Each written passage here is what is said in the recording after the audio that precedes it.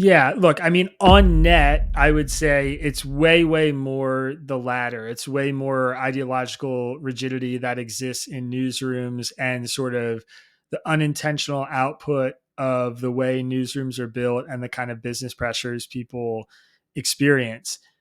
Do media people all talk to each other offline and go to the same parties and exist in the same social circles? Yes, definitely. Do, executives at CNN and NBC and Fox News and CBS and ABC, do they all compete for the same audience and talk to each other and share certain ideas about, how are we going to cover X, Y, or Z? How are you guys handling this?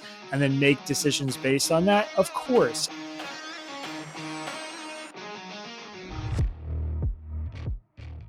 Today, we've got on a guest, Isaac Saul, the founder of a media organization called Tangle. Tangle is a newsletter that has grown significantly over the last couple of years. It now has 100,000 subscribers. It's an independent, nonpartisan newsletter where Isaac shares the takes on the left, on the right, and then his take on a news issue.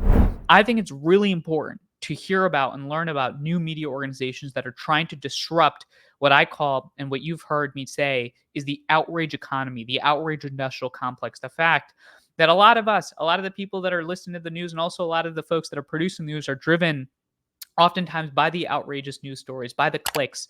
And Isaac's newsletter is disrupting that. And so we've talked about the problem a lot over the last couple episodes.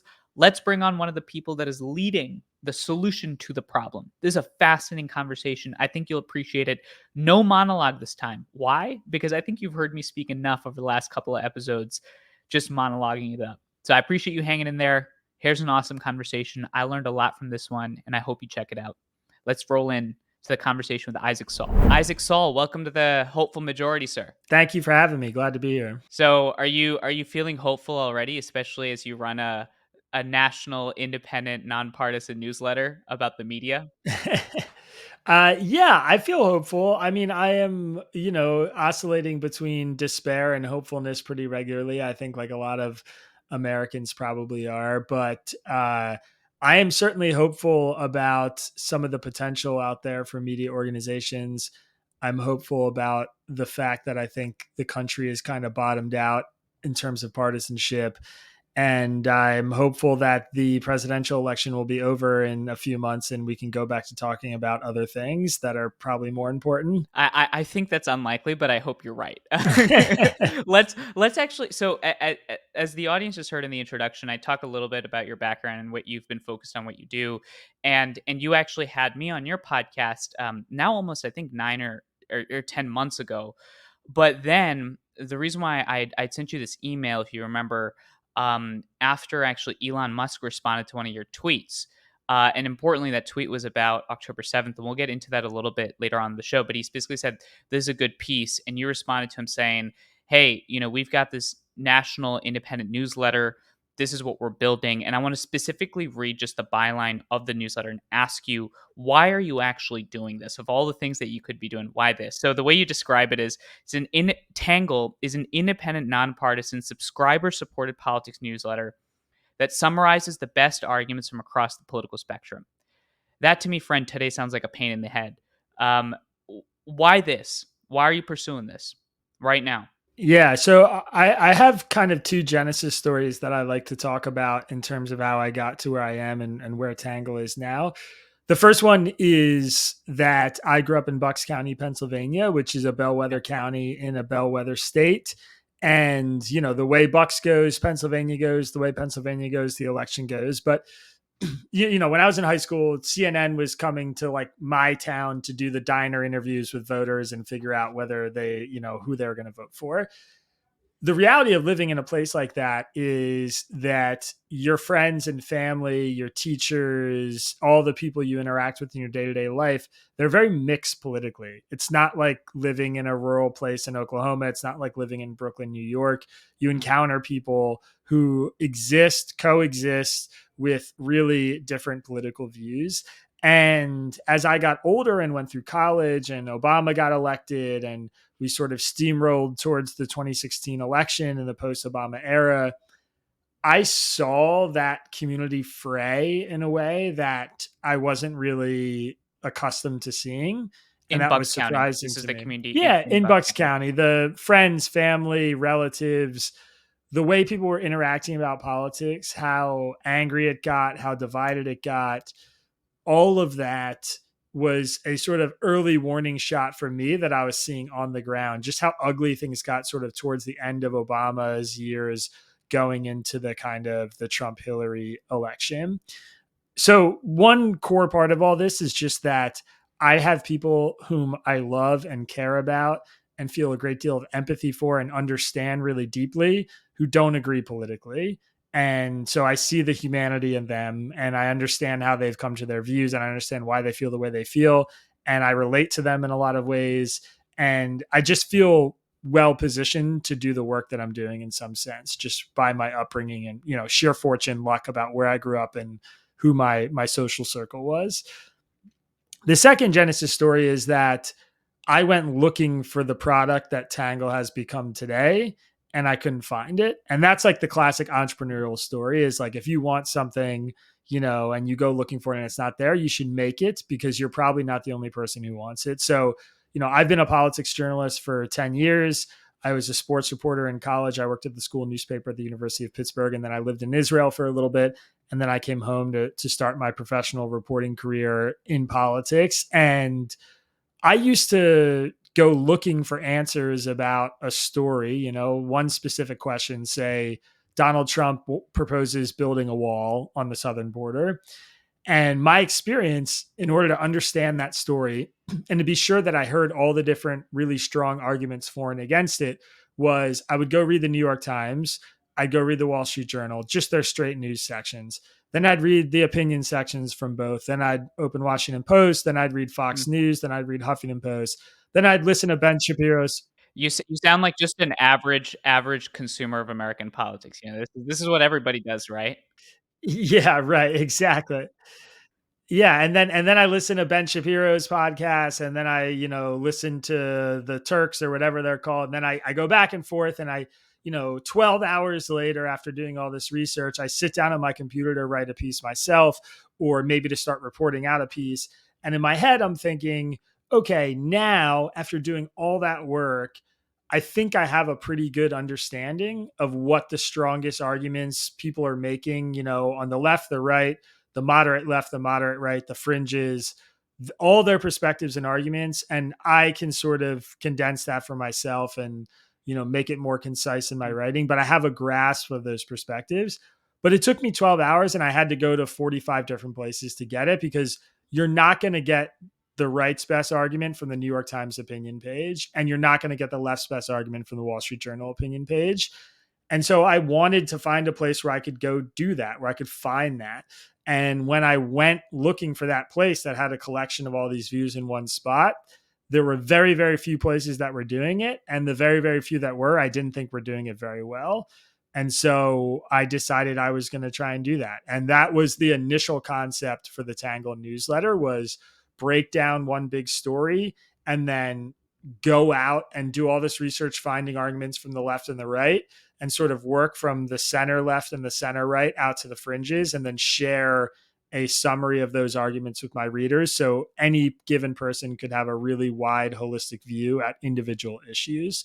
And that was the very core component of the first newsletter I sent to 13 people almost 5 years ago. 5 years ago, that was what, 2019. So this was sort of peak Trump presidency, President Trump's presidency, and now going into sort of the 2020 election, right? It was August of 2019, just as the Democratic primaries began. What about you as a political journalist made you particularly inclined to actually go through this process of understanding the best arguments on the left, understanding the best arguments on the right, and then trying to summarize this into something that the audience could consume? Because to me, that seems like a process we all should undertake, and yet that's not the case, or at least it seems like it's not the case. Because I would imagine, as a layperson consuming the news, not somebody producing the news or writing the news, that most people are not being so deliberate about their media consumption. And in fact, they're going after a source and then that's sort of their filter.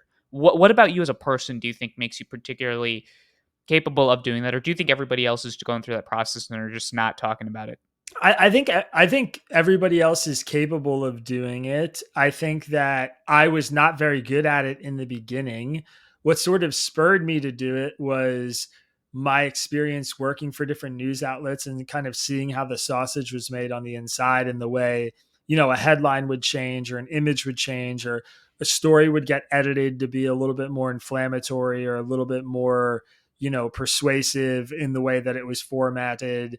There are all sorts of little things that I think news outlets do that have ideological tilts that shape the way the news comes out, that I was seeing that felt a little icky to me. And that made me want to, open my mind to some other perspectives I may have dismissed before. Can you actually dive deeper into how the sausage is made in the newsroom? What about that process surprised you or shocked you? Sure. And I don't want to, first of all, I don't want to make it seem like this is this great big sinister thing. I think what happens in a lot of newsrooms is, audience capture and ideological capture. So, the editor of a politics news outlet, the political vertical at a news outlet is hiring people who they like. And they're hiring people who have similar worldviews as them or have similar connections as them. They know them professionally. A reporter comes in with a recommendation from a friend. And that creates a kind of ideological consistency that exists in a lot of newsrooms that produces a certain kind of news that might have an ideological bent. So that's one. And then two is, if you're the New York Times and you publish a story on your homepage about, Donald Trump breaking some law, and then you also publish a story on your homepage about Donald Trump doing something to reduce the cost of prescription drugs, and you see that the story about him breaking a law gets 1 million clicks and drives 1,000 new subscribers, and the one that, is about him lowering the price of drugs gets, 500 clicks and drives one subscriber, what are you going to do more of? You're going to report more on the stuff about him doing all the illegal things and being a bad, dangerous president. And so all these pressures exist at newsrooms in various ways. And I think they Mhm. manifest in these kinds of like ideological tilts that we see. So, from my perspective, my first job was at the Huffington Post, classic left wing, liberal bent news outlet. I did not start working at the Huffington Post because I was a diehard progressive. I think back then I definitely had more liberal than conservative views when I started working there, but that's not why I took the job. I took the job because I applied to 40 other places and one of Mhm. them offered me a job, and it was the Huffington Post. So I got paid $38,000 to live in New York. It was not some big glamorous slam dunk job. I was grinding and trying to start my career. Huffington Post was awesome for a lot of reasons. It was a huge newsroom, lots of experienced editors, tons of resources. They did really hard hitting journalism that was focused on being critical of conservatives and, conservative politicians and conservative thought leaders. And that's fine. There's a place for them, just like there's a place for Fox News in the ecosystem. But what I saw there internally was everybody who worked there was liberal and progressive. Uh, every, I guess it was a 300-person newsroom, so I don't know everybody, but I would say pretty much everybody that I encountered, and based on how they interacted with each other and talked about the news in private, was liberal. And when I submitted stories or I, publish a piece or pitch a story, I would see the way that the story would change or my pitch would change. So, I might want to write about a Republican politician who was doing something really good, made some productive infrastructure bill that got a lot of money for a certain community. And I pitch that story, and the response I get from editor is, what if we did that story and we paired it with something about, what this Democratic politician did in this other state, to just make sure that we're showing that both Democrats and Republicans. And I'm all right, yeah, sure, that's fine. But like, pitch a story about a Democrat getting an infrastructure bill passed, and you're not going to get that response from the Mhm. editor. It's different. You have a headline about, something a Republican politician did that's maybe a little bit bland, not very interesting. And then there are a bunch of superlatives and adverbs that get added to the headline to make it sound scarier and more clicky because they want to drive traffic, and that gets people in the article. And now we know, 10 years later, this was the Facebook era, but now we know back then, the vast majority of readers were sharing articles without even reading them. They were just sharing them based on the headline and the image. Not something we knew then, but something we know now. All these different things, these different pressures and influences I saw and made me understand that there was probably a better way to do this and that I could maybe execute Mhm. it. And so that's sort of what I set out to do. So we'll get a little bit into the product that is Tangle, but I think this is laying a really good foundation for why. And that's actually some of the core best conversations I've had in the show, Isaac, have focused on the why, because oftentimes I think we live in this world where we automatically attach judgments, critiques, opinions to people without actually understanding why they're doing what it is they're doing. So you identify two sort of broad pressures, right, that the newsroom faces. The first was that this notion of audience capture, but importantly, the way that the sausage is made is oftentimes informed by the friends that you hire into the newsroom or the people that are in your circle. So there sort of becomes this ideological consistency. And the second part is sort of the business model itself, right? Like what story gets clicks, and that's what I would produce more of. So let me just focus on the first one for a quick second. The more sinister version of that first point is that there's a cabal in the media, right? Or that there's collusion between political officials and those in the newsroom, that editors are being pressured or being bought, right? That's you see that a lot on the left and the right. This claim is now coming more and more. How much truth do you think that has? And versus how much of it do you think is genuinely just you develop a rigid audience over time, that's what you appeal to, and naturally human tendencies to go in that direction? How do you parse through the credibility of those two different versions of that same story? Yeah, look, I mean, on net, I would say it's way, way more the latter. It's way more Mhm, ideological rigidity that exists in newsrooms and sort of the unintentional output of the way newsrooms are built and the kind of business pressures people experience. Do media people all talk to each other offline and go to the same parties and exist in the same social circles? Yes, definitely. Do executives at CNN and NBC and Fox News and CBS and ABC, do they all compete for the same audience and talk to each other and share certain ideas about, how are we going to cover X, Y, or Z? How are you guys handling this?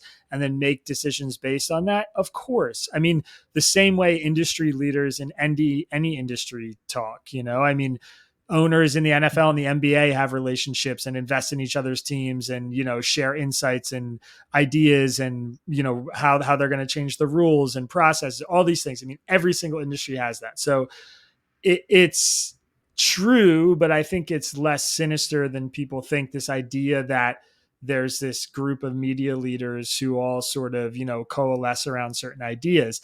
I think, another thing that's also true is it's really easy to go where the story is, and when you see one media outlet go there or 10 media outlets go there and you see their ratings and you see their success and you see them all getting a bunch of mhm, traffic, that pushes you to do that thing, so CNN, famously sort of pivoted from a more neutral kind of stance that it had 10, 15, 20 years ago to being more of a response to Fox News, which Fox News was a response to CNN. And so they got in this cycle where it's, the whole point of Fox News is to give this television cable news outlet that speaks to a conservative audience, because in a lot of conservatives' opinions, that didn't exist. And then CNN sees the success of Fox News not being like center left, but being center right, but being very clearly overtly conservative. And they start being very clearly overtly liberal.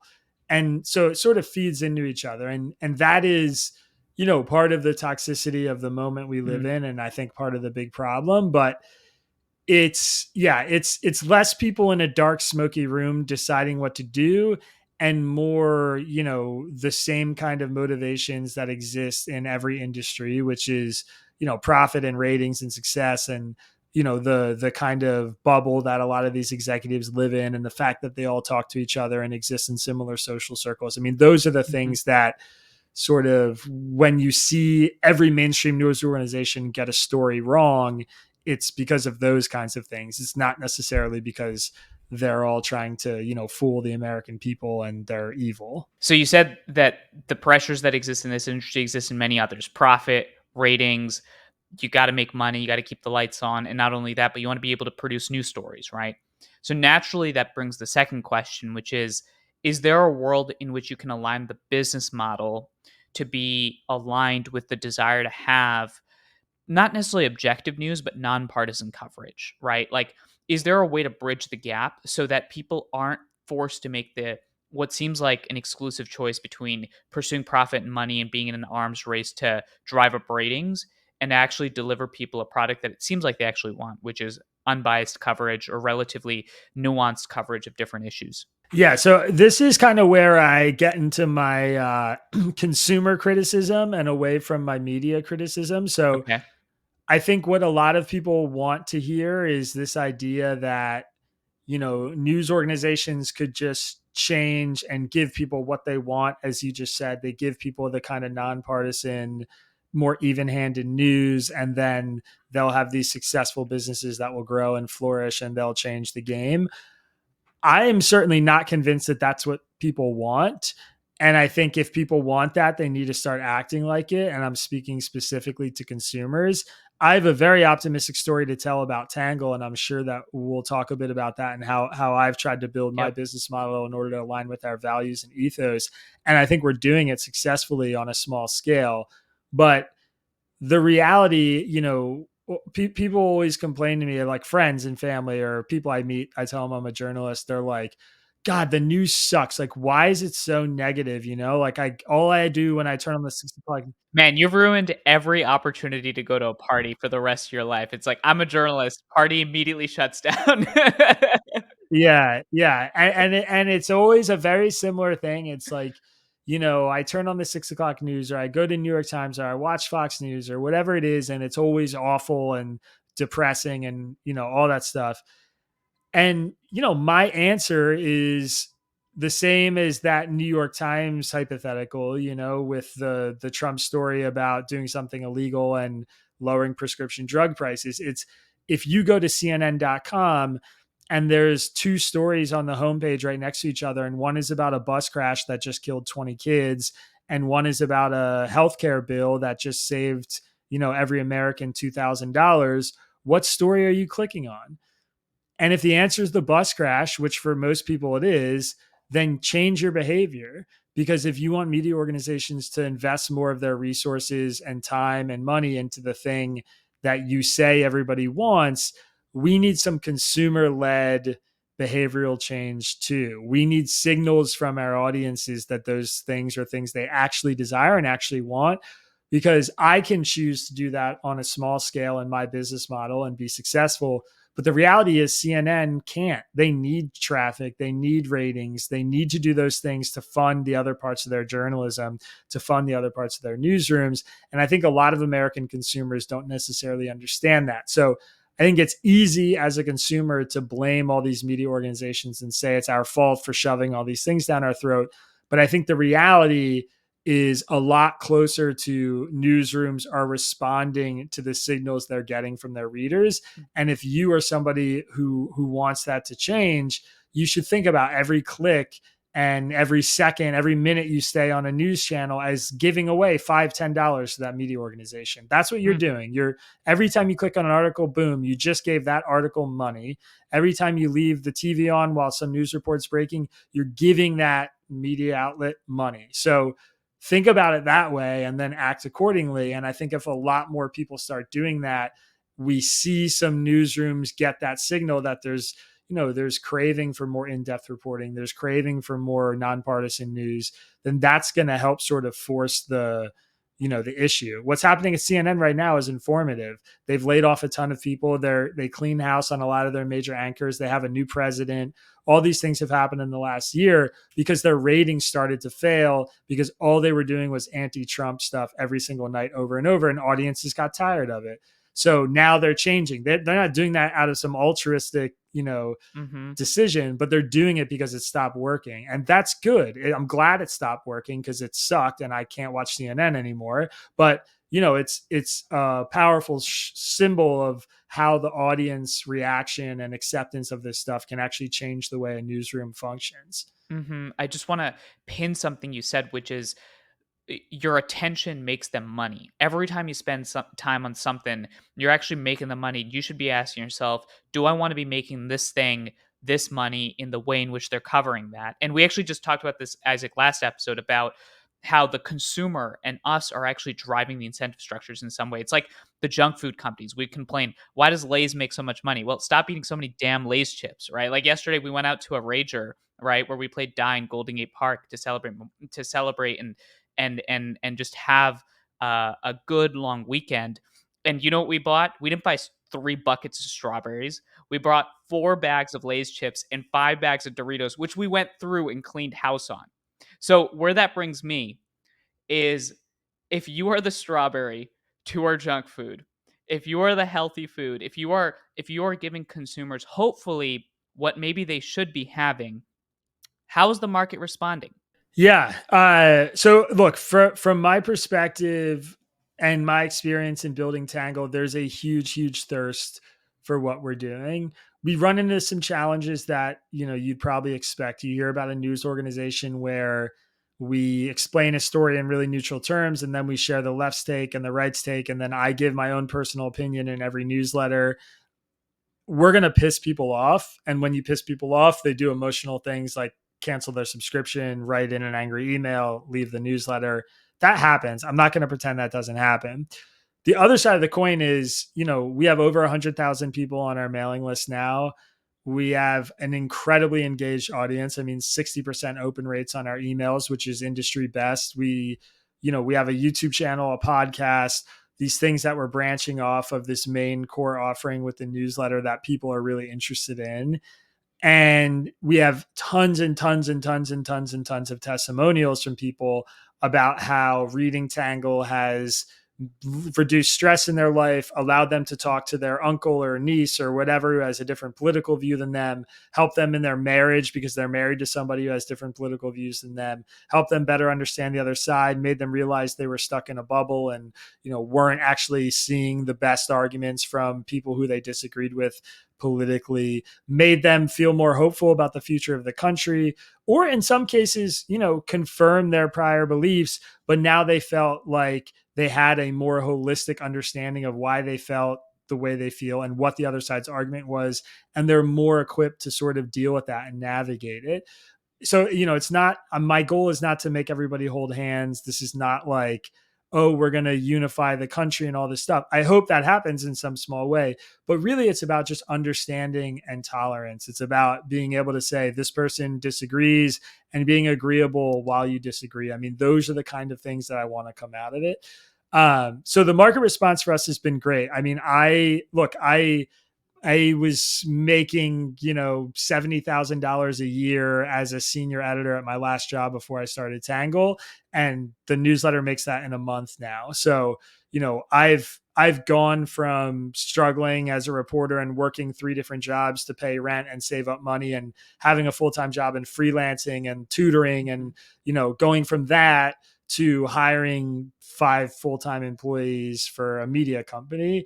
I Mm-hmm. created journalism jobs, and I did that on this premise, on this ethos. So from where I'm sitting, it's a really, really positive outlook. And there's a really strong business model that we have that I think is scalable and kind of speaks to, Mm. where the country is as a whole, that people are really craving this. To be fair, we get 100,000 people on our mailing list. Sean Hannity has 2.5 million people watch his show every night. So we're still small fish compared to some of the big pundits who are kind of dominate the narrative, making class and all that stuff. But we're also new, and Mhm. we're coming up on 5 years old. We're still growing. We're still kind of in a quote unquote startup phase. We've done it with no investors, totally bootstrapped, no big funding, all organic growth. So I feel really good about where we are. I feel like we're getting a really strong signal that there's a lot of desire for this, and we're seeing tons and tons of people enter the Mhm. space, which is the final thing I'll just say is we have competitors, more competition now than we've ever had. And that to me is a signal that a lot of people are interested in this kind of news and want this kind of bubble popping. They want to get out of the bubble they know they're in. Yeah, I mean, when we had our catch up call last week, when I'd reached out, it one of the things that I'd said was that it is amazing to see the ecosystem of disruptive media organizations growing, and that these media organizations like yours are providing consumers an alternative. And the fact that the consumers, us, the people listening to the show, are actually responding, saying, "Hey, I want that," is a really positive signal. Where my mind goes to is, I wonder how high the ceiling is. Like, I'm curious whether this total addressable market of people that want to hear nuanced, consumable information, what I call the hopeful majority people, like, I wonder if that's higher than the total addressable market for a right leaning outlet like Fox News or a left leaning outlet like CNN. How do you think about that? Do you think that at the end of the day, if you continue on your trajectory, you could actually beat out the amount of people that are listening to the extremes? I'm curious what your theory is.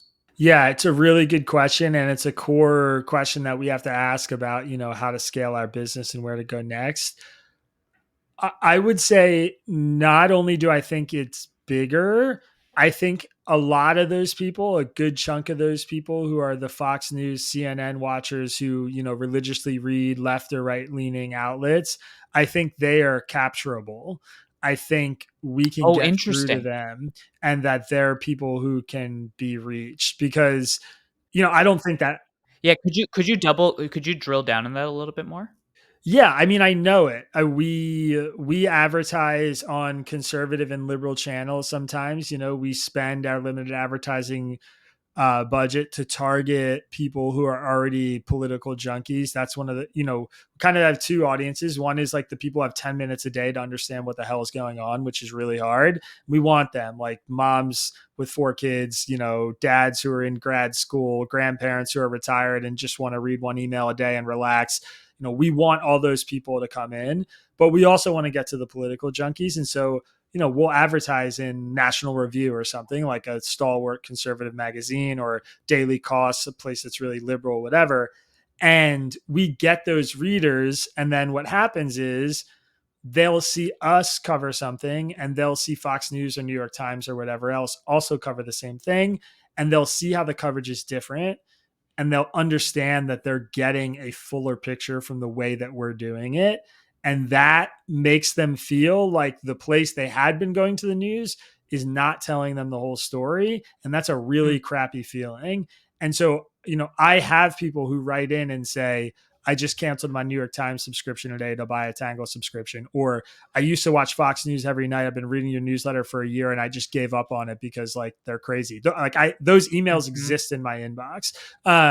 So I know that there are people there who are movable, who we can break out of that kind of ideological cell that they're in. At the same time, I think, the biggest market opportunity for us is the people who are disengaged. They're the people who see everybody fighting and have really politically engaged friends who just like never shut up about politics, and it's just annoying, or they're always fighting amongst each other, or they have parents who watch Fox News every night and they just seem crazy and angry all the time, and they're like, I want nothing to do with any of this. mhm, Like, I'm good with ESPN.com or, reality TV or whatever it is, and just like get me out of here. And those people feel that way, I think, for a really justifiable reason, which is like the news sucks. It doesn't feel good to spend an hour on the New York Times homepage. It doesn't feel good to watch Fox News for a night. You leave, like I do it every day, and mhm, you leave those things feeling really tight and angry and like the world's burning, and it's not a good feeling. And I understand why people don't want to do that. We're not trying to sugarcoat what's happening in the world, but I think there's a way to deliver informative, important news that isn't always a recurring 5 alarm fire. And when you have the kind of gray and not just the black and white about the news, I think it makes it a lot easier to process what's happening and to decide how you want to act on it. And I think when you get the news in an email and it takes you 10 or 15 minutes a day, or you listen to our podcast and it takes 25 minutes, and then you can turn it off and leave it and go about your day, that's totally okay. Like, mm, you should be able to do that. We want people to do that because, everybody has lives to live. They've got kids to raise, jobs to keep, all this stuff. I don't expect people to be thinking about the war in Gaza for 8 hours a day because it's, we all have to deal with our communities, the things that are right in front of us. And I think a lot of the news and a lot of the media sort of puts this pressure on people, like, this is the end of democracy, this is the world's ending, the immigrants are coming, whatever it is. Everybody has their own narrative about like how the country's burning to the ground.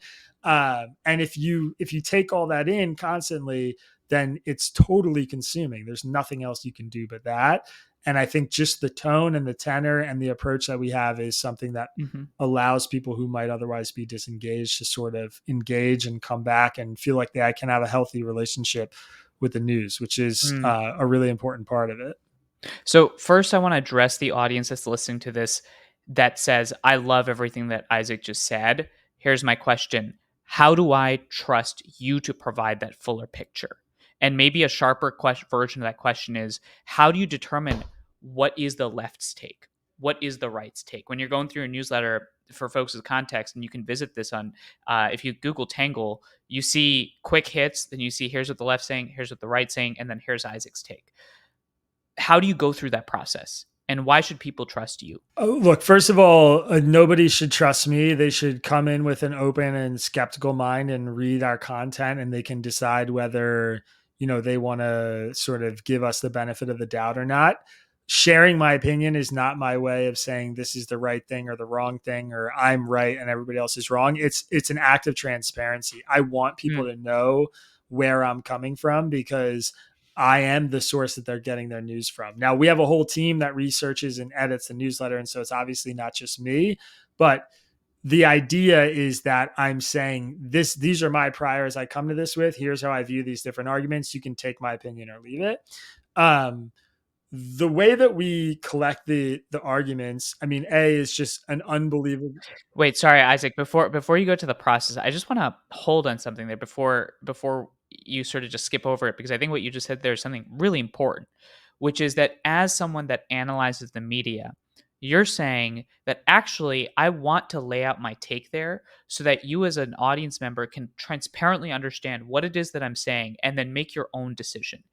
And I think that type of radical honesty, which is I think what it's a phrase I've seen you use a lot in your tweets and some newsletters about you being radically honest, is I think something that a lot of media pundits could learn from, and I bet is a breath of fresh air for a lot of people listening to this. So feel free to go through your process, but I think that's really important, is to say this is what Isaac thinks, and so now I know what he's saying, and so I'm going to continue reading his newsletter. Yeah, and to be clear, it's, first of all, it wasn't something I intended to do when I started Tangle. I started the My Take section because people would respond to the really early newsletters, like when it was just friends and family, and I was kind of testing the waters, and they'd be like, "Yeah, but what do you think?" Like, you're like the political journalist, like I want to know your opinion on these things. I said, oh, that's kind of interesting. And then I realized it gave me this space to sort of share my own view, so I could leave all the bias stuff. It allows me to be more neutral everywhere else in the newsletter, because I have this little spot where I can give my own opinion. And then, yeah, it's radically transparent and it's radically honest, because my promise to people about my take and what I'm doing with that section of the newsletter is not that I'm going to be centrist. It's not that I'm going to be moderate. So oftentimes I am sort of come out in a more moderate gray, not black and white area, but it's that I'm going to be honest about how I actually feel. I'm going to tell you what I truly think, and I'm going to explain how I got there. And I think that explanation is the really important part of the newsletter and the podcast. And what I get from readers who disagree with me is a lot of like, you sound like a liberal, but you're my favorite liberal in the world. I don't hold it against you because you're so honest about it. Or, I can tell you're a closet Trumper, but at least you told me how you got there, and you're the most reasonable conservative I've ever read. Those are the kinds of responses I get from people who are holding in different places than me.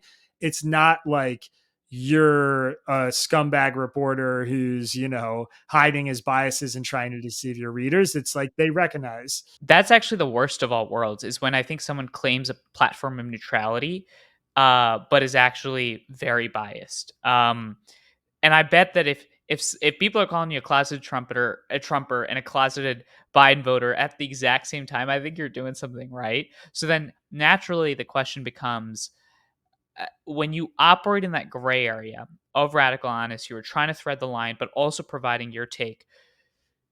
Do you ever, frankly, I've seen this critique of yours and our work in the comment section. So I'm curious how you respond to this. How do you respond to the critique that you're actually not saying anything? You know what I mean? That your take is so watered down that are you actually saying anything, or are you just laying out the facts? How do you respond to that when someone on the extreme left or the extreme right hits you with that? Yeah, I think it's a silly criticism. I mean, being able to say I'm unsure or I don't know or this issue is really complicated and I feel a little bit more this way, but this part of the story is sort of keeping me up at night and I can't totally let it go. That's embracing the complexity and the nuances of the world that we all live in. And 95% of the issues that we have really divisive, really heated debates about are really divisive and really heated because a bunch of well-intentioned, decent people can look at the exact same set of facts and feel really differently. And like you have to be able to see that the more that you read and the more you take in and the more information you encounter, that there's no world in which a lot of these issues are so simple that the people who are just taking one hard partisan line are the ones who are quote unquote saying something or doing something of value. So my response to that kind of feedback is often, do you have a criticism about my arguments I laid out or how I ended up leaning on this position or that? Or is it just that you don't like that I am acknowledging the people who disagree with me? Hmm. Like that is, there's a different critique there. Like if somebody writes in or comments on something and they're like, hey, you said this, which strikes me as wrong because X, Y, and Z are all true. And I don't know how that can coexist with your position. That's really helpful for me. I can say, oh, are those things true? Did I get this wrong? Go back. How do I weigh these things, these counterpoints, whatever? If you're saying like, you're not saying anything because you believe these two things that are diametrically opposed at the same time, or you're, giving credence to these two things that are diametrically opposed at the same time, that criticism means nothing to me. It's just, you're just upset because I didn't say what you wanted me to say. And I'm being honest about the process I'm going through and trying to understand a really complicated, difficult world. And a lot of these issues are really complicated. So, if you want the black and white, moral superior, we're the best, they suck, whatever, you can go get that at most other places. And that's just not what we're trying to do. And I think the fact that so much of that exists out there right now is exactly why the country's in the place that it is today. It's because everybody can go get their opinions reinforced in really black and white authoritative terms anywhere they want. It takes me 5 seconds of Googling to do that when I feel strongly about something. But it's way harder to say, actually, this isn't a simple issue. And it's really hard for me to hold, multiple things at once in my brain. Hmm. So I can imagine someone listening to this saying, well, it's probably easy or relatively simple to be able to have the Tangle newsletter and your perspective tackle soft issues, like the immigration bill or something broad, right? That feels like a squishy issue, not that relevant. But you actually, at least for me, the way that you got onto my radar big time was when you made your tweet about October 7th, right? And I want to use that as a case study to wrap this conversation up because I think it really outlines the process you take. And importantly, that tragic day was painful for many, and especially painful for you. And you outlined this in your Twitter post, in your thread. And there's a specific quote that you use. I was reading this last night. I just wanted to really get this right. So you said you concluded it with saying, "Am I pro-Israel or pro-Palestine? I have no idea." And then you go on to list, but I am pro, not having buildings flattened. I am pro human rights. I'm pro having people be safely uh, hoisted in their homes without feeling threatened. And you start off the newsletter saying, I do not think there's any way to discuss the situation without being radically honest about my views. I guess my first question there is, how do you espouse that perspective, knowing that you have such deep emotional ties to what's going on. How did you go about presenting a nuanced perspective? I guess what I would call the Tangle way, right? While being so deeply connected to a conflict, because that is something we hear a lot today, that I can't have a nuanced perspective because my identity is tied to what's going on. Yeah, it's a great question. I mean, first of all, I think I've had a ton of practice, and the kind of Israel Palestine story and October 7th and the war that's happened since then in so many different ways is sort of like the Super Bowl for what I'm trying to do, because it's one of the most hotly contested, impossible to resolve issues that exists in the world. And I say it was the Super Bowl for me. It's like an inappropriate way to describe it in a lot of ways, but I say it because it was like the biggest challenge, like the championship game, the final level for me, to be able to approach this issue in a way where I can be true about myself and my feelings. I'm an American Jew. I lived in Jerusalem. I went to yeshiva. I am, consider myself a liberal Zionist. I could have been one of the people who got killed on October 7th. I went to music festivals like that when I lived in Israel. At the same time, I have Palestinian friends. I have Arab and Muslim friends. I have people who I met all through my experience traveling the area.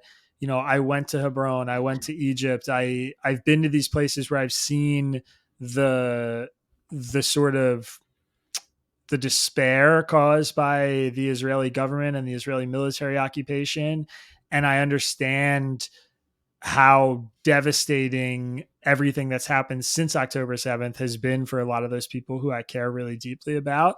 So it was an enormous challenge. I think I approach it with the attitude that I don't know everything. So, I'm always open minded. I'm always here to hear, especially about Israel and Palestine. I've been writing about this subject publicly for 10 years. I've been thinking about it since I was in high school.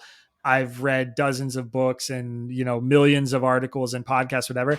And every day I learn something new that sort of moves my position in some way, because there's just so much out there and it's such a rich, historical debate. At the same time, there's just this very human element of it. People are dying. There's a war. There's hostages. There's civilians and children being killed. So you have to sort of acknowledge all the human elements of it, acknowledge your own personal bias, acknowledge the emotional response you have, your readers are going to have, and then also give a kind of disassociated, academic perspective about what happens if X happens. Why did X happen? What if we do Y instead of X? Then where could that potentially get us based on these historical markers and things that have happened?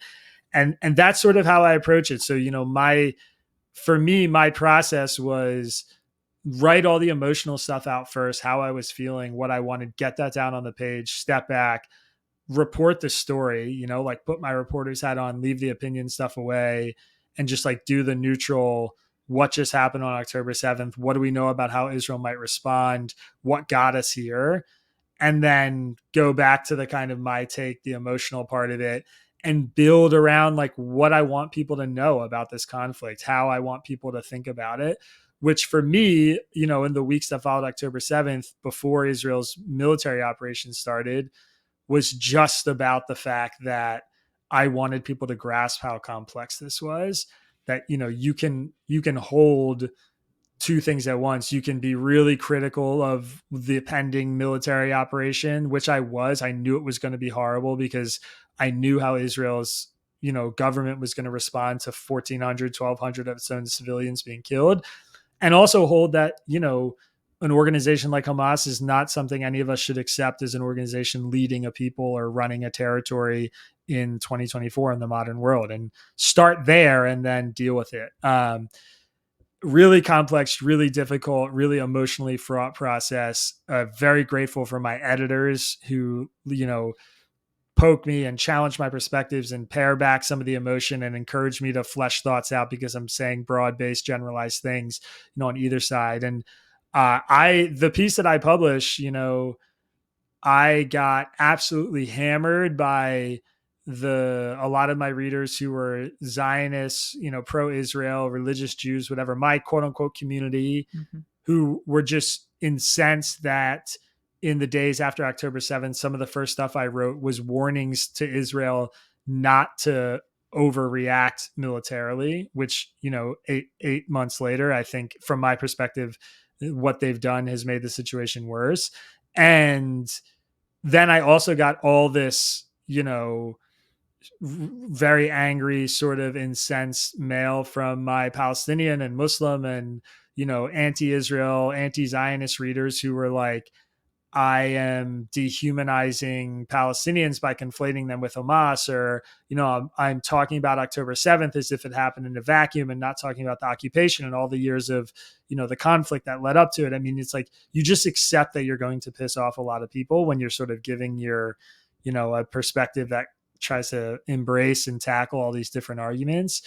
And it was difficult. It was really hard. It's still really hard. It's, of all the things that I write about and cover, it's the hardest, not because of my own personal investment, but because of how strongly so many people feel about it, and how black and white so many people view it. I mean, for most, not most, but for a lot of people, there was like one clear aggressor, evil person or group, and one clear, victim.